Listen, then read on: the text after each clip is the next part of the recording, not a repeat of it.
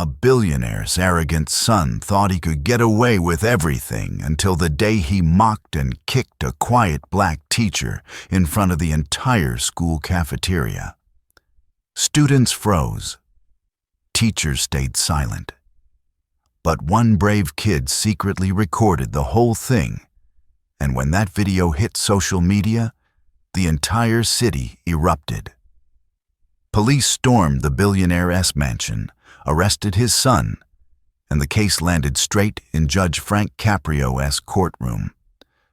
What the judge revealed and the ruling he delivered left the teacher, the students, and everyone watching in absolute shock. Like the video, subscribe to the channel, and comment, which place are you watching from? The autumn wind swept across Brooksville as students filtered into Jefferson High, their backpacks thumping along the waxed hallways. Inside room 214, where the fluorescent lights hummed softly, a quiet tension sat in the air. Everyone had heard a new substitute was coming, but no one expected the door to open so gently. Mr. Marcus Ellington stepped inside with a calm that felt almost out of place in the noisy school. He was a tall African-American man in his mid-40s, his posture straight, his eyes thoughtful behind thin rectangular glasses.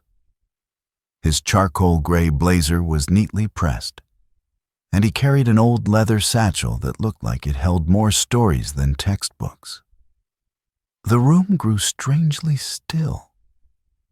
Even the kids who usually whispered nonstop fell silent as he placed his satchel on the desk, glanced over the register, and offered a warm but subdued smile. "Good morning, everyone." "I'm Mr. Ellington," he said, his voice low, steady, and soothing, the kind of voice that made students lean in without realizing it. "Today, we'll start with early Reconstruction, not just dates and amendments, but the human side of it." A few students nodded politely. Most simply stared. And one sitting back in the last row, legs stretched arrogantly across the aisle, smirked. Logan Pierce, the son of Brooksville's wealthiest developer. The boy who walked the halls as if he owned them, because in a way, he did. Teachers avoided anger in him. Students feared crossing him. His father's money wrapped him in a shield nobody dared to question. Mr. Ellington didn't flinch under Logan's stare. Instead, he began writing on the board in careful strokes, explaining how communities rebuilt themselves after the Civil War. His pace was slow, deliberate, not dragging, just precise. Every sentence was crafted so students could follow the complexity, feel the emotions behind the history. Logan leaned forward. "Mr. Slow motion," he muttered loudly. "Are we supposed to take a nap or something?" A few students stiffened. Someone gasped. But Mr. Ellington didn't react the way Logan expected. He simply paused, turned his head slightly, and replied with calm clarity, "I speak at the pace needed to understand the weight of what we re-discussing. History deserves attention, and so do you." The room buzzed with a low shock. Nobody talked to Logan that way, ever. Logan chuckled, tapping his expensive sneakers against the desk leg. "Whatever you say, Professor. Just down to put us to sleep." Mr. Ellington responded with gentle logic rather than anger. If learning feels slow, sometimes it means the mind is adjusting. Give it time. No argument, no heat, just patience. The bell rang, but before students could rush out, Logan stood up, towering over smaller classmates as they squeezed past. He shot the teacher a glare filled with arrogant challenge, as if daring him to react. Mr. Ellington simply nodded politely and said, "Have a good rest of your day, Logan." That calmness irritated Logan more than any confrontation could have. Throughout the next few periods, Mr. Ellington quietly walked the hallways, observing, not interfering. He saw how students stepped aside when Logan passed. He saw how some girls laughed at jokes that weren't funny, only because Logan wanted attention. He saw teachers stiffen when he entered classrooms unannounced. He saw a librarian whisper to an assistant, "Just avoid eye contact. It is easier." Mr. Ellington said nothing, but his eyes took in every detail, every power dynamic, every silent fear. By lunchtime, the cafeteria echoed with chatter, trays clattering, sneakers squeaking against tiles. Marcus carried a simple meal-baked chicken, mashed potatoes, a carton of milk, and chose a quiet corner near the windows. He opened a worn-out notebook, jotting observations, not judgments, just truths. Then the atmosphere shifted. Students went quiet one table at a time, like falling dominoes. Logan Pierce was approaching. Flanked by his two closest friends, he strutted through the cafeteria with the swagger of someone who believed nothing could touch him. His eyes locked on the new teacher. "There he is," Logan muttered loudly. "Brooksville's slowest man alive." Students watched anxiously, phones angled discreetly, breaths held. Logan walked right up to Mr. Ellington's table. "Hey, Teach," he said, leaning down. "You enjoying lunch at Grandma's speed, too?" Marcus looked up, his expression composed. "Logan, I'd appreciate if, before he could finish," Logan abruptly kicked Marcus's shin hard. The cafeteria gasped. Mr. Ellington's leg jerked, his tray tipping, food splattering across the table and floor. But he didn't shout. He didn't stand. He didn't curse. He inhaled, slow and steady, grounding himself. His voice came out almost painfully calm. "Violence is never a sign of strength. It is a cry for help." Logan froze, not expecting that response. Students whispered in shock. Someone in the back raised a phone, recording the whole moment. Within moments, that video would be uploaded online, and within hours, it would spread across the entire city. But right then, in that cafeteria, there was only silence and the unsettling realization that the quiet substitute teacher wasn't as simple as he seemed. The video hit Brooksville like a storm. By evening, every major social media feed in the city had the same shaky 14-second clip. Logan Pierce, the richest man's son, kicking a quiet substitute teacher during lunch. The moment the teacher's tray flipped, the camera zoomed in on Marcus Ellington's face, calm, pained, dignified. And that calmness was what ignited the fire. The comments exploded. "This is the bully everyone's scared of? That teacher handled it better than any grown adult I know. Expel the rich kid. Where is the school board?" Local reporters smelled blood. Parents demanded answers. The mayor's office released a statement. And by the next morning, Brooksville police cruisers were already rolling toward the Pierce mansion. But before any of that, the night before told a different story. Marcus Ellington sat alone at his small rented apartment, a modest place overlooking a parking lot. The glow of his table lamp cast soft shadows across piles of history books and handwritten journals. He wasn't angry. He wasn't shaken. He didn't pace or yell or call anyone to complain. He simply wrote slowly in tidy, precise handwriting. Power, when unchallenged, blinds the one who holds it. Then he closed the journal and sighed. He had seen this before, not just in history books, but in life. The strong preying on the quiet, the wealthy bending the rules, communities looking away because they were scared. But Brooksville was different. Marcus could feel it. People weren't going to look away this time. The next morning at Jefferson High was utter chaos. News vans blocked the front entrance. Cameras swarmed parents dropping off their children. Students hurried inside, whispering and pointing. And Logan? He strutted in late, wearing sunglasses and a smug grin.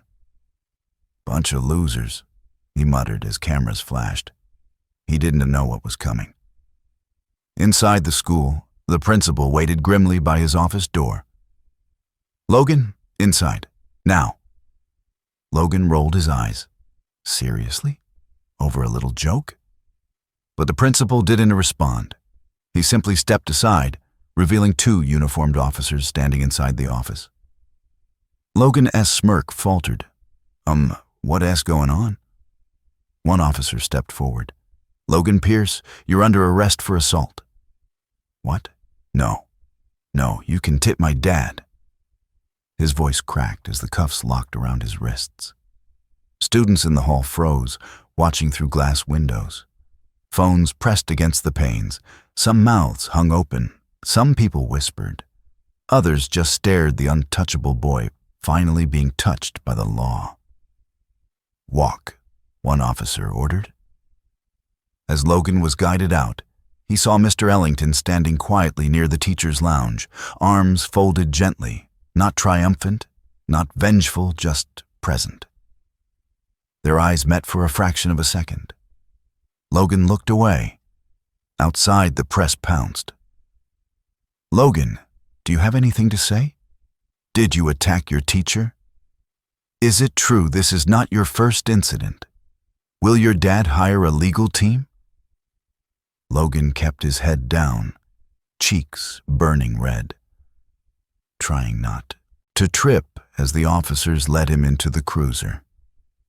In the middle of the chaos, Mr. Ellington stepped out of the school building, the morning sun catching the edges of his blazer. A few reporters turned toward him. "Sir, are you the teacher in the video?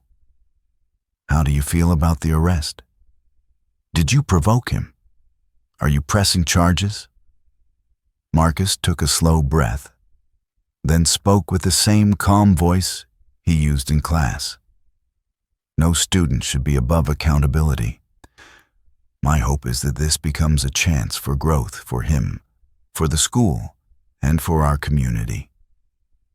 The sincerity in his tone shocked the reporters. This man wasn't angry. He wasn't bitter. He wasn't seeking revenge. He spoke like he understood something deeper, something the rest of the city hadn't yet caught up to. By noon, social media praised him. Parents demanded he be made a permanent teacher. Students, even those who were afraid of Logan, began leaving supportive notes on his classroom door. "Thank you for staying calm. You didn't deserve that. You're the only teacher who talks to us like adults." Meanwhile, Logan sat handcuffed in the back of a police cruiser, his world shrinking for the first time in his life. The tinted window reflected a version of himself he had never seen, scared, powerless, suddenly aware of consequences. And this was only the beginning. A citywide uproar, a courtroom ready for headlines, and a judge known across America for seeing the truth behind people's actions, Judge Frank Caprio. The case was already on his desk, and he had questions no one expected. Brooksville Courthouse buzzed like a shaken beehive the morning Logan Pierce's arraignment was scheduled. Reporters crowded the steps, microphones angled toward the doors, whispering about the case that had turned an entire city upside down. Some carried printed screenshots of the viral video. Others argued over which national network would break the story first. Inside, in Courtroom 3A, sunlight streamed through tall windows, casting soft gold streaks across polished wooden benches. The American flag hung behind the judge's bench, still and dignified. Officers stood near the doors, scanning the room as people filed in: students, parents, teachers, reporters, even a few curious locals who came just to witness the downfall of the richest man's son. Judge Frank Caprio entered quietly, his black robe moving with measured steps. His presence settled the room like a calm tide. He was known across the country for his compassion, but also for seeing through lies like glass. He looked out at the courtroom, noticing the heavy tension. "This is the case of Logan Pierce," he began, "charged with assault against his teacher, Mr. Marcus Ellington. Let us proceed." Logan stood at the defense table, hands trembling slightly, despite trying to keep his posture confident. He wore an expensive navy jacket, but it couldn't hide the fear in his eyes. His father, Robert Pierce, a tall, sharply dressed real estate mogul, sat behind him with a clenched jaw, already irritated the cameras were rolling. "Your Honor," the defense attorney started, "my client is a minor. He was simply involved in a school scuffle." Judge Caprio raised a hand gently. "Have you seen the video? This was not a scuffle." The courtroom murmured. At the prosecution table, Mr. Ellington sat quietly, his posture composed, hands folded neatly. No anger, no bitterness. He almost looked like he was observing a class lesson. The judge glanced at him. "Mr. Ellington, would you like to make a statement?"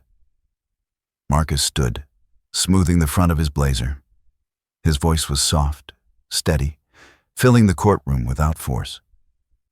"Your Honor, violence isn't new to schools. I've seen it. I've lived through it. But what happened wasn't about anger. It was about power. Logan didn't attack me because he hated me. He attacked me because he believed he could."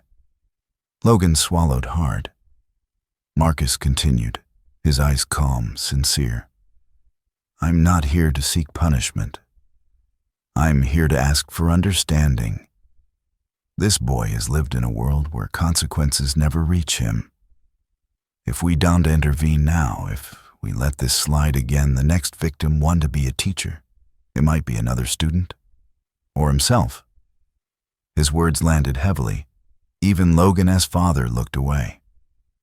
Judge Caprio folded his hands, studying Marcus with thoughtful eyes. "You're not asking for retribution?"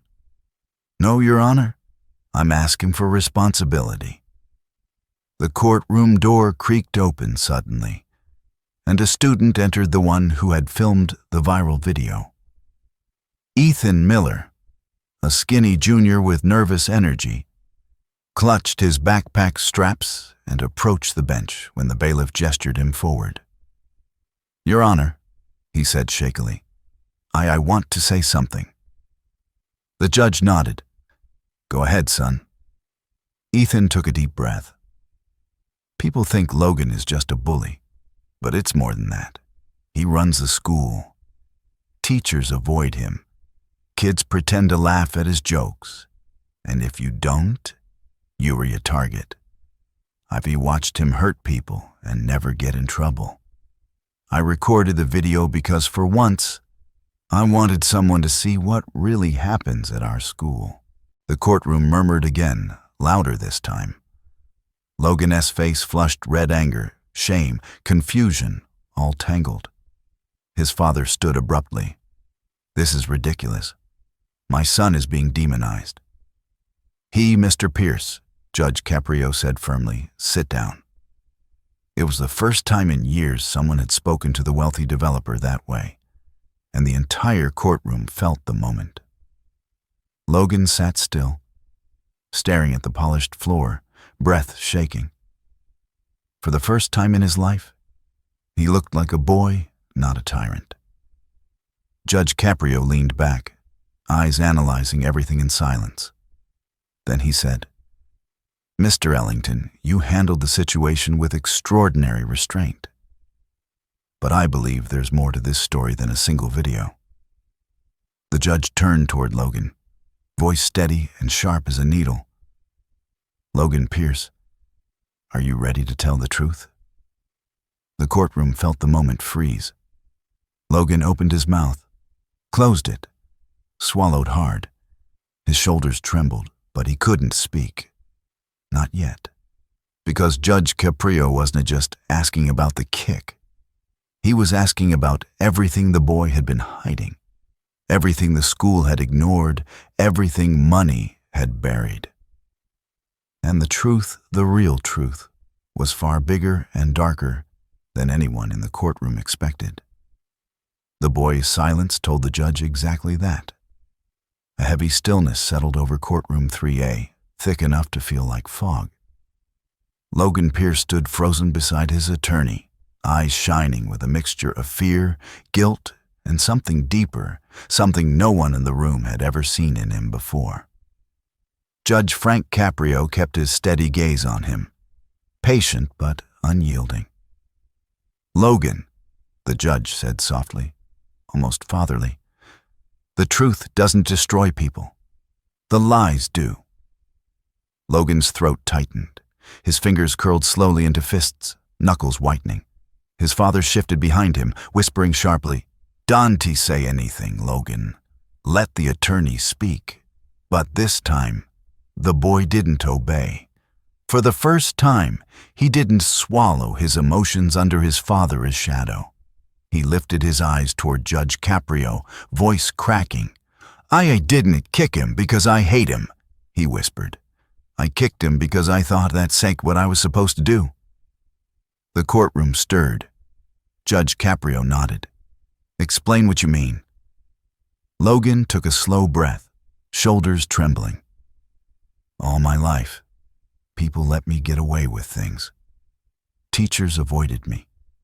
Students were scared. Coaches treated me like I was special.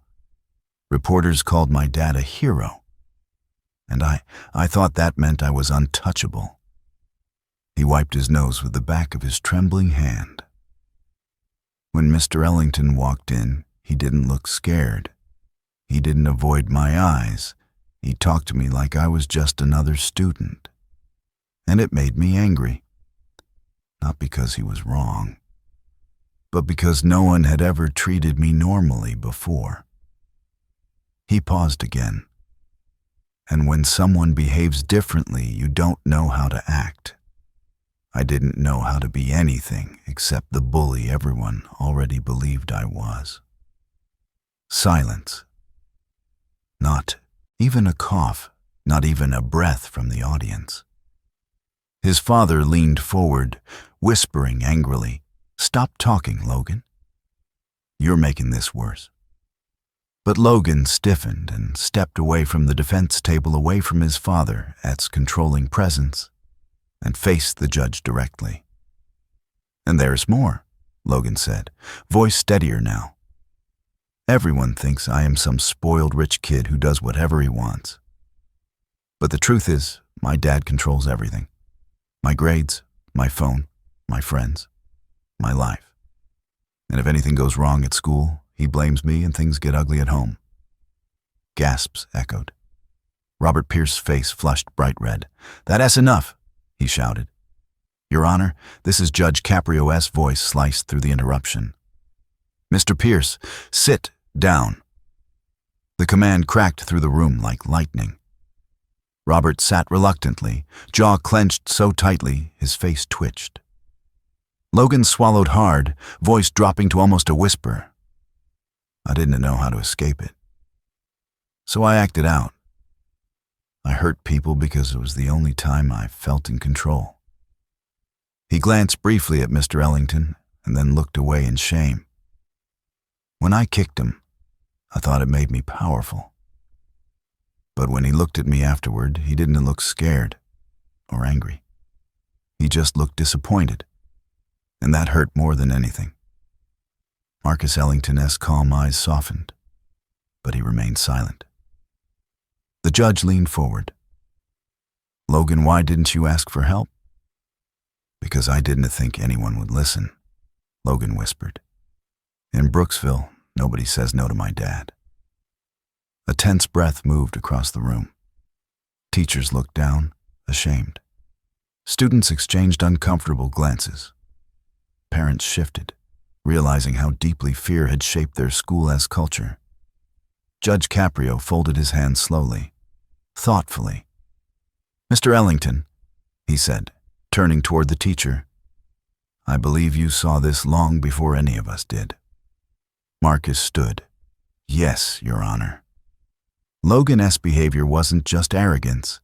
It was fear disguised as dominance. Children who feel powerless at home often become tyrants elsewhere.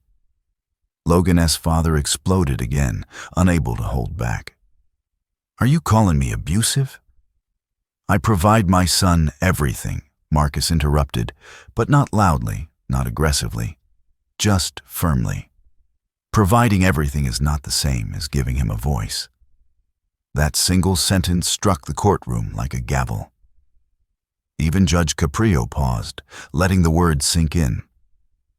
Marcus continued. "Logan doesn't need punishment. He needs boundaries, yes, but he also needs guidance and compassion. This moment could change his life if we handle it with the right intention." A hush followed. People stared at the quiet teacher, realizing he wasn't asking for revenge. He was asking for redemption. Judge Caprio took a long moment, his eyes scanning the room, the frightened boy, the rigid father, the brave student who filmed the incident, the teachers who had stayed silent for years. Finally, he spoke. "This court is not only a place of justice," he said, softly. "It is also a place of truth." He turned to Logan, and today that truth finally came out. Logan inhaled shakily, tears welling. "But before I deliver my ruling," the judge continued, "I need to hear one more thing, the part of the story none of us know yet." All eyes shifted to him. Judge Caprio leaned forward. "Logan," he said gently, "what happened at home the night before this incident? Something triggered this behavior, and I want you to tell the court exactly what it was." The boy froze. His lips parted slightly. His fingers trembled. Everyone felt it. The truth that would change the story entirely was about to come out. The courtroom waited in breathless silence as Logan stared down at his trembling hands. His voice was barely audible when he finally spoke. "The night before the incident, my dad and I had a fight," he whispered. "Not the usual kind. This one was different." Judge Caprio leaned forward slightly. "What happened, son?" Logan's chest rose and fell rapidly. "He found out I got a B- on a science quiz. Just one quiz." He swallowed hard. He told me I embarrassed him. That with all the money he invested in my education, in my tutors, in the school's donation fund, I had no right to be anything less than perfect. The courtroom stiffened. Even those who had never liked Logan felt a surge of sympathy. He grabbed my backpack and threw it across the living room. Logan continued, voice cracking. "Then he told me that if I couldn't prove I was better than everyone else, he'd send me away to a boarding school across the country." He took a shaky breath. "And he said something else, Your Honor, something I can't forget." His eyes glistened. He said, "If people don't fear you, they'll walk all over you. Make them fear you before they get the chance." The courtroom fell deathly silent. A silence filled with horror, with realization, with truth. Marcus Ellington bowed his head, sadness flickering across his calm features. Logan continued. "I went to school the next day feeling angry, scared, humiliated. I thought if I didn't act like the person my dad wanted me to be, I'd lose everything. So I picked the new teacher, the calmest, quietest person in the whole school, and I pushed him, trying to prove I was in control." His voice broke. "But he didn't react the way I expected. He didn't get angry. He didn't threaten me. He didn't even yell. He just looked at me like I was human. Tears rolled down Logan's face, and I didn't know what to do with that. Judge Caprio's expression softened with deep understanding, the kind he was known for. The kind that made millions watch his videos online. He turned to Robert Pierce. "Mr. Pierce, do you dispute your son's claims?" Robert stiffened, his jaw tightening. But this time, under the weight of 1,000 eyes, under the weight of his son's trembling voice, he couldn't hide behind arrogance. He exhaled shakily. "No, I don't." His voice cracked for the first time. "I thought I was preparing him to survive. I thought fear was strength." Judge Caprio nodded slowly. "And now you see that it was breaking him." Robert lowered his head, unable to speak. Judge Caprio took a long moment before delivering his ruling, a ruling the entire city would discuss for years. "Logan Pierce," he began, voice firm but compassionate, "you committed an act of violence. The law requires accountability. But justice is not only about punishment, it is about transformation." He continued, "I am sentencing you to 200 hours of community service, not cleaning streets or parks, but assisting at Brooksville Youth Outreach, working with students who struggle with anger, bullying, and family trauma. You will attend weekly counseling sessions, and you will write a full apology, not to satisfy the court, but to show understanding." Logan nodded, tears streaming. "Yes, Your Honor." Judge Caprio then turned to Robert Pierce. "And you, Mr. Pierce, will attend family counseling with your son. Court mandated. Your influence shaped him now. Your responsibility is to help reshape him." Robert swallowed hard. "I understand." The judge wasn't finished. "As for Mr. Ellington, this court acknowledges your exceptional restraint, wisdom, and positive influence on our students." Marcus nodded respectfully. Judge Caprio smiled gently. "I strongly recommend the school district consider you for a permanent teaching position. Brooksville needs educators like you." The audience broke into quiet applause. Logan looked at Marcus, voice trembling. "Mr. Ellington, I am sorry for everything." Marcus stepped forward, placing a gentle hand on the boy's shoulder. "We all make mistakes, Logan. What matters is what we choose to learn from them." Tears spilled down Logan's cheeks as he whispered, "I want to be better." "I know," Marcus said softly. "And you will be." Judge Caprio tapped his gavel lightly. Case closed. But the story didn't end there, not really. In the weeks that followed, Logan began attending counseling, learning to recognize fear, pressure, and trauma for what they were: not weapons, but wounds. He volunteered with struggling youth, learning empathy piece by piece. He stopped walking through Jefferson High like he owned it, and instead walked like he belonged to it, a student among students. And Marcus Ellington became a permanent history teacher, earning the respect of teachers, parents, and students alike. Brooksville didn't forget the viral video, but they remembered something far more important: that a quiet man as patience, a judge as wisdom, and a boy as honesty had changed a community forever. And for the first time in Logan Pierce's life, he didn't need fear to feel strong.